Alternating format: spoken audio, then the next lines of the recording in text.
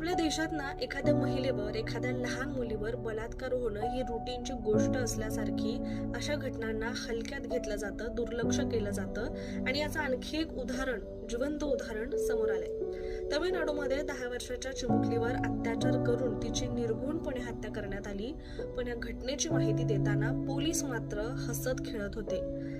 तमिळनाडूच्या वेस्टर्न झोनच्या पोलीस महानिरीक्षक आर.व्ही. रम्या भाती या प्रकरणावर बोलण्यासाठी माध्यमांशी बोलणार होत्या। प्रेस कॉन्फरन्स सुरू होण्याच्या काही सेकंद आधी आय.जी. रम्या भाती आणि त्यांच्यासोबत उपस्थित असलेले जे इतर 2 वरिष्ठ पोलीस अधिकारी आहेत ते गंभीर बोलण्याऐवजी हसत खेळत एकमेकांशी संवाद साधत होते। इतकंच नाही तर हे तिघं सुद्धा वारंवार मोठमोठ्याने खिदळत होते आणि यावरूनच यांच्यामध्ये किती माणुसकी शिल्लक राहिली असेल याचा आपण अंदाज लावू शकतोय।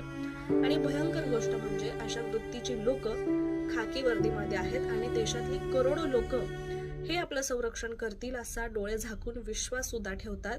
हे आपलं दुर्दैव आहे। मग ही घटना तमिळनाडूची असो किंवा महाराष्ट्रातली असो, सगळीकडे हीच परिस्थिती आहे।